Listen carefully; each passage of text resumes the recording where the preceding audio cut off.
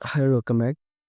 ഇതൊന്ന് ഡിസ്കസ് ചെയ്യാൻ പോകുന്നത് ഉർസല കെ ലെഗിൻ എഴുതിയ the one who walk away from homeless എന്ന സ്റ്റോറിയാണ്. നമുക്ക് സ്ട്രേറ്റ് സ്റ്റോറിലേക്ക് കിടക്കാം. ഓക്കെ, സ്റ്റോറി ബിഗിൻ ചെയ്യുന്നത് with a clamour of bells that set the swallow soaring the festival of summer came city Omelas. അതായത് ഒരു സമ്മറിലെ ഫെസ്റ്റിവലിൽ ഹോംലെസ് എന്ന് പറയുന്ന ഒരു സിറ്റിയിൽ നടക്കുന്ന കാര്യമായിട്ട് പറയുന്നത്. ആക്ച്വലി സിറ്റി എന്ന് പറയുന്നത് ഒരു ഉട്ടോപ്പൻ സിറ്റിയാണ്. അതായത് എങ്ങുമില്ലാത്ത നമ്മുടെ സങ്കല്പത്തിൽ മാത്രമുള്ള ഒരു സിറ്റിയിൽ നടക്കുന്ന ഒരു സമ്മർ ഫെസ്റ്റിവലോട് കൂടിയാണ് സ്റ്റോറി ബിഗിൻ ചെയ്യുന്നത്. അപ്പോൾ നമുക്ക് അവിടെയുള്ള ആൾക്കാർ ഡാൻസ് ചെയ്യുന്നത് കാണാം, മ്യൂസിക് അനുസരിച്ചിട്ട് പ്ലേ ചെയ്യുന്നത് കാണാം, അതുപോലെ തന്നെ ഹോഴ്സിൻ്റെ മുകളിൽ കയറിയിട്ട് യാത്ര ചെയ്യുന്നത് കാണാം. അതൊരു പെർഫെക്റ്റ് സെലിബ്രേഷൻ നമുക്കിവിടെ കാണാൻ സാധിക്കും. അതുപോലെ തന്നെ ചെറിയ കുട്ടികൾ ബെയർ ഫുട്ടായിട്ടും അതുപോലെ നഗ്നരായിട്ടും അങ്ങോട്ടും ഇങ്ങോട്ടായിട്ട് ഓടി നടക്കുന്നതായിട്ടും കാണാൻ സാധിക്കും. അവിടുത്തെ ജനങ്ങൾ ഇന്റലിജന്റ് ആണ്, അതുപോലെ സോഫിസ്റ്റിക്കേറ്റഡ് ആണ് എന്നൊക്കെ പറയുന്നുണ്ട്. അവർക്ക് ഒരു കിങ്ങിന്റെ ആവശ്യമില്ല, സോൾജേഴ്സിന്റെ അല്ലെങ്കിൽ പട്ടാളക്കാരുടെ ആവശ്യമില്ല, അഡ്വർടൈസിന്റെ ആവശ്യമില്ല, ഒരു വെപ്പണിന്റെ ആവശ്യമില്ല. ഒരു പെർഫെക്റ്റ് സൊസൈറ്റി എങ്ങനെയാണോ അങ്ങനെയാണത് മുന്നോട്ട് പോകുന്നത് എന്നാണ് പറയുന്നത്. നമ്മുടെ സ്പീക്കർ എംഫസൈസ് ചെയ്യുന്ന ഒരു സിംപ്ലിസിറ്റി ആയിട്ടുള്ള ജോയ് നിറഞ്ഞ സമാധാനം നിറഞ്ഞൊരു പ്രദേശമാണ്. ഇനി അടുത്ത സെക്ഷൻ നോക്കുവാണെങ്കിൽ I fear that homeless so fast strikes some of you as day. ഈ ഒരു ലൈൻ നമ്മൾ കാണുന്ന കാര്യം എന്ന് വെച്ചാൽ അവിടെയുള്ള ആൾക്കാർ നമ്മളെ ഡിസ്ക്രിപ്ഷൻ നോക്കുവാണെങ്കിൽ ഗുഡ് ഇൻ നേച്ചർ എന്നുള്ള ഒരു നല്ലവരായിട്ടുള്ളവരായിട്ടാണ് നമ്മൾ കണക്കാക്കുന്നത്. പക്ഷെ ഇതേ സംബന്ധിച്ച് നമ്മുടെ സ്പീക്കർ പറഞ്ഞ കാര്യം വെച്ചാൽ she invites us to imagine. അതായത് നിങ്ങളുടെ ഇമാജിനേഷനിൽ വിട്ടു തരുവാണ് ചെയ്യുന്നത്. അവിടുത്തെ ജനങ്ങൾ എങ്ങനെയാണ്, എന്തൊക്കെ ഉണ്ടാകും അവരുടെ ഇടയിൽ എന്നുള്ള കാര്യം ഒരു റീഡറിന് തീരുമാനിക്കണം എന്നവർ പറയുന്നുണ്ട്. അതായത് ഒരു പെർഫെക്റ്റ് വേൾഡായിട്ട് പറയുമെങ്കിൽ കൂടി അവിടെയും നിങ്ങൾക്ക് വേണമെങ്കിൽ എന്താ ആൽക്കഹോളിന് അടിമപ്പെട്ട ആൾക്കാർ അല്ലെങ്കിൽ ഒരു ലഹരിക്ക് അടിമപ്പെട്ട ആൾക്കാർ എന്ന രീതിയിൽ നിങ്ങൾ ചിന്തിക്കാൻ സാധിക്കും. അതിനുള്ള റീസൺ എന്ന് വെച്ചാൽ if you can imagine such a perfect world why is it so hard to create it in reality എന്ന് പറയുന്നുണ്ട്. അതായത് ഒരു പെർഫെക്റ്റ് വേൾഡ് നിങ്ങൾ ചിന്തിക്കുവാണെങ്കിൽ എന്തുകൊണ്ടാണ് അങ്ങനെ പെർഫെക്റ്റ് വേൾഡ് ഈ ലോകത്ത് ഇല്ലാതിരുന്നത്, അതിപ്പോൾ നമുക്ക് ക്രിയേറ്റ് ചെയ്യാൻ പറ്റാത്ത. അതിനർത്ഥം തന്നെ അങ്ങനെ പെർഫെക്റ്റ് വേൾഡ് എന്ന് പറയുന്ന സങ്കല്പമേ ഇല്ല. ഏത് പെർഫെക്റ്റ് വേൾഡാണ് ശരി, അതിൽ എന്തെങ്കിലും ഒരു മൈനോറിറ്റി ആയിട്ടുള്ള ഒരു പിഴവുകൾ ഉണ്ടായിരിക്കും സ്പീക്കർ പറയുന്നുണ്ട്. ഓക്കെ, അതാണ് നമ്മൾ ഇത്രയും കണ്ടൊരു ഒരു പ്ലസൻ്റ് ആയിട്ടുള്ള മോഡ്. എന്നാൽ അതൊരു ഡാർക്ക് സീക്രട്ട് അതിന് പിന്നിലുണ്ട്. അതായത് അതിൻ്റെ ബേസ്മെൻറ്റിൽ ഒരു ഒരു പബ്ലിക് ബിൽഡിങ്ങിൻ്റെ ഉള്ളിലായിട്ട് ബേസ്മെൻറ്റിലായിട്ട് ഒരു കുട്ടിയുണ്ട്. അതായത് ആരാരും ശ്രദ്ധിക്കാത്ത മിസ്ട്രീറ്റ് ചെയ്യുന്ന ഒരു ചൈൽഡുണ്ട്. ആ ചൈൽഡ് ഡാർക്കസിലാണ് ജീവിക്കുന്നത്, സറൗണ്ടഡ് ബൈ ഫിൽത്ത്. അത് ചെളിയിലും അല്ലെങ്കിൽ വൃത്തികെട്ട അന്തരീക്ഷത്തിൽ നിൽക്കുന്ന ജീവിക്കുന്ന ഒരു കുട്ടി, അല്ലെങ്കിൽ അങ്ങനെ ജീവിക്കാൻ വേണ്ടിയിട്ട് നമ്മൾ നിർബന്ധിക്കപ്പെടുന്ന ഒരു കുട്ടിയെ നമുക്കിവിടെ കാണാൻ സാധിക്കും. നോമൺ ഹെൽപ്സ്. ആ കുട്ടി ഏകനാണ് അല്ലെങ്കിൽ ഏകയാണ്. പക്ഷെ ഈ നാട്ടിലെ ജനങ്ങളുടെ സന്തോഷം എന്ന് പറയുന്നത് ആ കുട്ടി അനുഭവിക്കുന്ന ത്യാഗമാണ്. അങ്ങനെ ഒരു ഒരു ഞാൻ നേരത്തെ പറഞ്ഞ പോലെ തന്നെ ഒരു നമ്മുടെ നോർമൽ ചിന്താഗതിയിൽ നിന്ന് വ്യത്യസ്തമായിട്ട് ഉള്ള ഒരു ഉട്ടോപ്യൻ രീതിയാണ് അവിടെ. ഒരു നാടുണ്ട്, ആ നാട്ടുകാർ സന്തോഷിക്കുന്നുണ്ട്. അതിന് പിന്നിലെ രഹസ്യം എന്ന് പറയുന്നത് ഒരു കുട്ടിയുടെ ത്യാഗമാണ്, ആ കുട്ടി അനുഭവപ്പെടുന്ന പീഡനങ്ങളാണ്.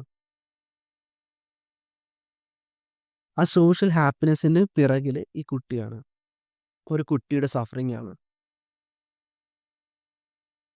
അതുകൊണ്ടാണ് മെജോറിറ്റിയുള്ള ആൾക്കാർ അവിടെ comfort ആയിട്ടിരിക്കുന്നത്. They all know it is there. They all understand that their happiness depends wholly on this child's abominable misery. അതായത് ഇവിടെയുള്ള ആൾക്കാർക്ക് പക്ഷെ വരുന്ന ആൾക്കാർക്കറിയാം ഇങ്ങനൊരു കുട്ടിയുണ്ട്. ഓക്കെ. ആ കുട്ടി ത്യാഗം അനുഭവിക്കുകയാണ് ചെയ്യുന്നത്, സഫർ ചെയ്യാണെന്ന് അറിയാം. പക്ഷെ അറിഞ്ഞുകൊണ്ടും ഇവരെന്ത് ചെയ്യുന്നു? അത് റാഷണലൈസ് ചെയ്യാണ്, അല്ലെങ്കിൽ നോർമലൈസ് ചെയ്യാണ് ചെയ്യുന്നത്. അത് ആ കുട്ടിയെ സേവ് ചെയ്യാൻ വേണ്ടി ആരും വരുന്നില്ല. അവന് അല്ലെങ്കിൽ അവളെ ആ ദുരവസ്ഥയിൽ നിന്ന് രക്ഷിക്കാൻ വേണ്ടി ആരും വരുന്നില്ല. കാരണം വെച്ചാൽ എല്ലാവരും അവനവൻ്റെ അല്ലെങ്കിൽ അവളവളുടെ സന്തോഷം മാത്രമാണ് നോക്കുന്നത്. പലതും കണ്ടിട്ടും കണ്ടില്ല എന്നും കേട്ടിട്ടും കേട്ടില്ല എന്നും ധരിക്കുന്ന ഒരു കൂട്ടം ആൾക്കാരുടെ ഇടയിലാണ്, അല്ലെങ്കിൽ ആ ഒരു കഥയാണ് ഈ സ്റ്റോറിയിലൂടെ നമുക്ക് കാണാൻ സാധിക്കുന്നത്. അവർ ചിന്തിക്കുന്നത് വെച്ചാൽ ഓക്കെ, ഒരു കുട്ടി അങ്ങനെ സഹിക്കുന്നുണ്ട്, പീഡ അനുഭവിക്കുന്നുണ്ട്. പക്ഷെ അതിലും കൂടുതൽ സന്തോഷം മറ്റുള്ള അനുഭവിക്കുകയാണെങ്കിൽ അവരത് ഒഴിവാക്കുകയാണ്, അല്ലെങ്കിൽ ഒരു ഗ്രേറ്റർ ഗുഡിന് വേണ്ടിയിട്ട് അത് അവോയ്ഡ് ചെയ്യുന്നതായിട്ട് അവൾ കാണുന്നത്. സോ ഇൻജസ്റ്റിസ് എന്ന് പറഞ്ഞ കാര്യമേ അവിടെ ഇല്ല.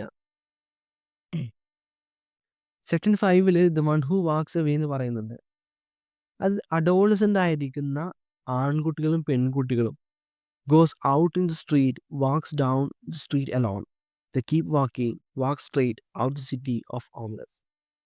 അതായത് ഇപ്പോഴും ചിന്തിക്കുന്ന ആൾക്കാരെന്ന് പറയുന്നത് പുതുതലമുറ മാത്രമാണ്. ബാക്കിയുള്ള ആൾക്കാർ മീൻസ് പണ്ടേയുള്ള ആൾക്കാരെന്ന് ചെയ്യുന്നത് വെച്ചാൽ അവർ ആ രീതിയിൽ പൊരുത്തപ്പെട്ട് അതോടെ മുന്നോട്ട് മുന്നോട്ട് പോവാണ് ചെയ്യുന്നത്. നേരെ മറിച്ച് അല്പം ചിന്തിക്കാനുള്ള ആൾക്കാർ എന്ത് ചെയ്യുന്നു? ആ സിറ്റിയിൽ നിന്ന് പുറത്തേക്ക് കിടക്കാൻ ആഗ്രഹിക്കുന്നു. അവർ നടന്ന് നടന്ന് പോവാണ് തിരിച്ചു വരാതിരിക്കാൻ വേണ്ടിയിട്ട്. They walk away from homeless, alone heading into the unknown. No one knows where they go. They must leave. അത് അല്പ സ്വബോധമുള്ള ആൾക്കാർ, അതായത് ആ ഒരു കുട്ടിയുടെ സങ്കടമാണ് തങ്ങളുടെ ജീവിതം, നമ്മുടെ സന്തോഷമെന്ന് തിരിച്ചറിയുമ്പോൾ അങ്ങനെ സന്തോഷമോ അല്ലെങ്കിൽ സമാധാനമോ നമുക്ക് വേണ്ട എന്ന് പറയുന്ന ഒരുപറ്റ ആൾക്കാർ, അതായത് യുവാക്കൾ, അവർ ഈ നാട് വിട്ട് പുറത്തേക്ക് പോവാണ് ചെയ്യുന്നത്. അവരാണ് യഥാർത്ഥ എത്തിക്കൽ ഹീറോസ് ആയിട്ട് കണക്കാക്കുന്നത്. അവരൊരിക്കലും തങ്ങളുടെ ഹാപ്പിനെസ് കോംപ്രമൈസ് ചെയ്യാനായിട്ട്, അല്ലെങ്കിൽ ഇപ്പൊ കിട്ടുന്ന സന്തോഷത്തിന് പിറകിൽ ഒരു കുട്ടിയുടെ ത്യാഗമാണെന്ന് അറിഞ്ഞുകൊണ്ട് ആ സന്തോഷത്തിൽ മുഴുകാൻ വേണ്ടിയിട്ട് കണ്ടിന്യൂ ചെയ്യാൻ വേണ്ടി അവർ താല്പര്യപ്പെടുന്നില്ല. അതിൽ സ്റ്റോറി എൻഡ് ചെയ്യുന്നത് ഒരു ക്വസ്റ്റിലൂടെയാണ്. ഈ കാര്യങ്ങൾ അറിയുകയാണെങ്കിൽ വുഡ് യു വാക്ക് അവേ എന്നുള്ള ചോദ്യമാണ്. അത് നിങ്ങൾ സന്തോഷത്തിന്റെ ഏറ്റവും എക്സ്ട്രീമിൽ നിൽക്കുകയാണ്, എക്സ്റ്റസിയുടെ ഏറ്റവും മൂർധനാവസ്ഥയിൽ നിൽക്കുവാണ്. അപ്പൊ നിങ്ങൾ അറിയുന്നു നിങ്ങളുടെ ഈ സന്തോഷത്തിന് കാരണം മറ്റു ചില ആൾക്കാരുടെ സങ്കടമാണ്, അവരുടെ ത്യാഗമാണ് എന്നറിയുമ്പോൾ, അവർ നിങ്ങൾക്ക് വേണ്ടി മരിക്കുകയാണെന്ന് അറിയുമ്പോൾ നിങ്ങൾ പിന്നെ അവിടെ കണ്ടിന്യൂ ചെയ്യോ, അല്ലെങ്കിൽ അതൊക്കെ ഒഴിവാക്കിയിട്ട് മുന്നോട്ട് പോവും, നടന്നു നീങ്ങും എന്നൊരു ചോദ്യത്തോടു കൂടിയാണ് ഈ സ്റ്റോറിയുടെ എൻഡ് ചെയ്യുന്നത്. നമ്മൾ സ്റ്റോറി നോക്കുവാണെങ്കിൽ സിമ്പിളായിട്ടുള്ള സ്റ്റോറിയാണ്, കാര്യമായിട്ടൊന്നുമില്ല. അതായത് ഒരു ഹാപ്പി ആയിട്ടുള്ള ഒരു ഗ്രാമം അല്ലെങ്കിൽ ഒരു പ്രദേശം, എല്ലാവരും ഹാപ്പിയാണ്, എൻജോയ് ചെയ്യാണ്, ചിരിച്ച് കളിച്ച് ജീവിക്കുകയാണ്.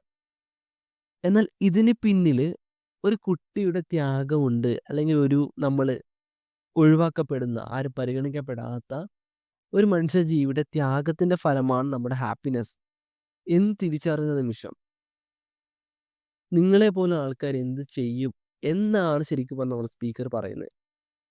സ്പീക്കർ പറയുന്നു യുവതലമുറയാണെങ്കിൽ ഒരു പറ്റം യുവതലമുറ അതിൽ നിന്ന് മനസ്സിലാക്കിയിട്ട് തിരിച്ചു പോകും, അല്ലെങ്കിൽ വേറെ ഏതോ സ്ഥലത്തേക്ക് പോകും. പക്ഷെ പണ്ടേയുള്ള തലമുറ, അതായത് ഇതുവരെ ജീവിച്ച് വളർന്നു വന്ന തലമുറ, ചിലപ്പോൾ അവർക്ക് അറിയാതിരിക്കാം, തോന്നിച്ചൊന്നും അറിയാതിരിക്കാം, ചിലപ്പോൾ അറിയില്ലായിരിക്കാം. എന്നാൽ അവർ കേട്ടറിവുണ്ടെങ്കിൽ ഒരു ചെറിയ കുട്ടിയുടെ ത്യാഗമാണ് നമ്മുടെ ജീവിതം എന്ന്, അതൊക്കെ അവർ ഇഗ്നോർ ചെയ്യുന്ന ഒരു അവസ്ഥയാണ് നമുക്കിവിടെ കാണാൻ സാധിക്കുന്നത്. ആക്ച്വലി ഈ കുട്ടി എന്ന് പറയുന്ന ഈ ക്യാരക്ടർ, അല്ലെങ്കിൽ നമ്മുടെ സമൂഹത്തിൽ ത്യാഗം അനുഭവിക്കുന്ന ക്യാരക്ടർ എന്ന് പറയുന്നത് നമ്മൾ റിയൽ വേൾഡ് നമുക്ക് കണക്ട് ചെയ്യാൻ സാധിക്കും. അത് നമ്മൾ റിയൽ വേൾഡ് കണക്ട് ചെയ്യുകയാണെങ്കിൽ നമ്മളിപ്പോൾ ചിന്തിക്കുക, നമ്മുടെ ഇപ്പോഴുള്ള സന്തോഷത്തിന് പുറകിൽ ഒരുപാട് ആൾക്കാരുടെ ത്യാഗമുണ്ട്.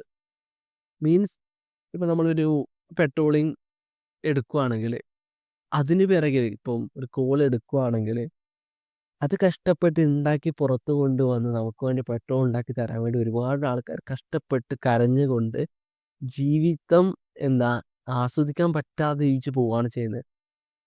അങ്ങനെ ഒരു പറ്റ ആൾക്കാരുടെ മുന്നിലാണ് നമ്മൾ ജീവിക്കുന്നത്. നമുക്കിതൊക്കെ അറിയാം. എന്നപ്പോൾ നമ്മളെന്താ ചെയ്യുന്നത്?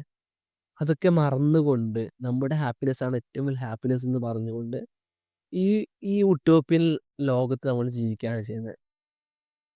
അതിലിപ്പം കോൾ ആയിക്കോട്ടെ, പെട്രോൾ ആയിക്കോട്ടെ, അതൊക്കെ എക്സാമ്പിളായിട്ട് മാത്രം പറഞ്ഞതാണ്.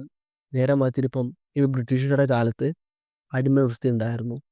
അറബുകളുടെ അടിമ വ്യവസ്ഥ ഉണ്ടായിരുന്നു. ആഫ്രിക്കക്കാരെ കൊണ്ടുവന്നിട്ടുണ്ടായിരുന്നു.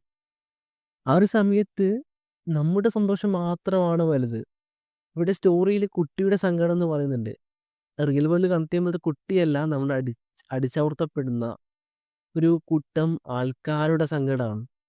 അപ്പം കേരളത്തിലേക്ക് നോക്കുവാണെങ്കിൽ കേരളത്തിൽ നമ്മൾ എന്താ ഉയർന്ന ജാതി, താഴ്ന്ന ജാതി എന്നുള്ള ഒരു കോൺസെപ്റ്റ് ഉണ്ടായിരുന്നു. വേൾഡ് നോക്കുവാണെങ്കിലും സെയിം ആണ്. അത് വർക്കിംഗ് ക്ലാസ് ആയിട്ടുള്ള ആൾക്കാരുണ്ടായിരുന്നു. ഫാക്ടറിയിൽ കഷ്ടപ്പെട്ട് പണിയെടുക്കുന്ന ആൾക്കാരുണ്ടായിരുന്നു. സെയിം ടൈം മുതലാളി വർഗം ഉണ്ടായിരുന്നു.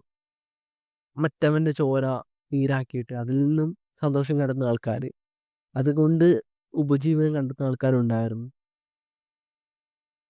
അത്തരം ആൾക്കാരെന്താ ചെയ്യുന്നത് വെച്ചാൽ, അല്ലെങ്കിൽ ഇതൊക്കെ കണ്ടിട്ട് പോലും അതൊരു ഒരു കെയർലെസ് ആയിട്ടുള്ള ആറ്റിറ്റ്യൂഡാണ് കാണാൻ സാധിക്കുന്നത്. അത് നിങ്ങൾ സങ്കടപ്പെടുന്നുണ്ട്, കഷ്ടപ്പെടുന്നുണ്ട്, എന്നാൽ പോലും ഞങ്ങൾ ഹാപ്പിയാണ് എന്നുള്ള ആറ്റിറ്റ്യൂഡ്. ആ ഒരു കാര്യമാണ് നമ്മുടെ സ്പീക്കർ ഇങ്ങനെ ഒരു സ്റ്റോറിയിലൂടെ മുന്നോട്ട് വയ്ക്കുന്നത്. ആക്ച്വലി നമുക്ക് എല്ലാവർക്കും അറിയാം, നമുക്ക് കിട്ടുന്ന ഈ സന്തോഷത്തിനൊക്കെ പുറകെ കുറേ ആൾക്കാരുടെ സങ്കടവും കണ്ണീരൊക്കെ ഉണ്ട്. പക്ഷെ നമ്മളത് കാണുന്നുണ്ടെങ്കിൽ കൂടി കണ്ടില്ല എന്ന് നടിക്കുകയാണ് ചെയ്യുന്നത്. അതിനെതിരെയുള്ള ശക്തമായുള്ള ഒരു റൈറ്റിംഗ് ആണ് ഇങ്ങനൊരു സ്റ്റോറിയിലൂടെ നമ്മുടെ സ്പീക്കർ മുന്നോട്ട് വെക്കുന്നത്. അതിപ്പോൾ സ്ലേവ്സ് ആയിക്കോട്ടെ, ചൈൽഡ് ലേബർ ആയിക്കോട്ടെ, കോളനൈസ്ഡ് പീപ്പിൾ ആയിക്കോട്ടെ, ഫാക്ടറി വർക്കേഴ്സ് ആയിക്കോട്ടെ, എല്ലാവരും കഷ്ടപ്പെടുവാണ്. എല്ലാവരും അന്നന്നത്തെ ശ്വാസത്തിന് വേണ്ടിയിട്ട് പണിയെടുക്കുകയാണ് ചെയ്യുന്നത്. ഇതൊക്കെ നമുക്കറിയാം. ഈ മുതലാളി വർഗം എന്ന് പറയുന്നത്, അല്ലെങ്കിൽ തമ്മിൽ ബെറ്റർ ആയിട്ടുള്ള ആൾക്കാർക്കൊക്കെ അറിയാം. പക്ഷെ എന്നാൽ പോലും നമ്മൾ കണ്ടില്ലെന്ന് നടിച്ച് നമ്മുടെ ഹാപ്പിനെസ്, നമ്മുടെ സന്തോഷമാണ് ഏറ്റവും വലുതെന്ന് പറഞ്ഞ് മറ്റുള്ള സന്തോഷത്തിന് ഒരു വില പോലും കൊടുക്കാതെ ജീവിക്കുന്നൊരു കാലം. ആ ഒരു കാലത്തെയാണ് നമ്മുടെ സ്പീക്കറോട് അവതരിപ്പിക്കുന്നത്. ഇനി ആ കുട്ടിയുടെ സങ്കടം എങ്ങനെയാണ് ഒരു സമൂഹത്തിൻ്റെ സന്തോഷമായിട്ട് മാറുന്നതെന്ന് ചോദിക്കുകയാണെങ്കിൽ, ഈ സ്റ്റോറിയിൽ അങ്ങനെ കറക്റ്റായിട്ട് പറയുന്നില്ല. പക്ഷെ ഞാൻ നേരത്തെ പറഞ്ഞ ഒരുപാട് കാര്യങ്ങൾ ഇതിന് പിന്നിലുണ്ട്. ഓക്കെ, അതിപ്പോൾ ചൈൽഡ് ലേബർ ആയിക്കോട്ടെ, അല്ലെങ്കിൽ സ്ലേവറി ആയിക്കോട്ടെ, എന്തും ആയിക്കോട്ടെ, അവർ സങ്കടപ്പെട്ട് നിൽക്കുവാണ്. പക്ഷെ വി ഡോണ്ട് കെയർ. നമുക്കതൊരു വിഷയമേ അല്ല. എൻ്റെ സന്തോഷമാണ് എൻ്റെ സന്തോഷം എന്ന് പറയുന്ന ഒരു ആറ്റിറ്റ്യൂഡ്, അതാണ് ഇപ്പോൾ നമ്മൾ കണ്ടുകൊണ്ടിരിക്കുന്നത്. അതായത് ഇതിൽ ഏറ്റവും എൻഡിൽ ചോദിക്കുന്ന ചോദ്യമുണ്ട്, would you live in a world that only works because someone else is suffering? മറ്റൊരു വ്യക്തി സഫർ ചെയ്യുന്ന ആ ഒരു വേർഡിൽ നിനക്ക്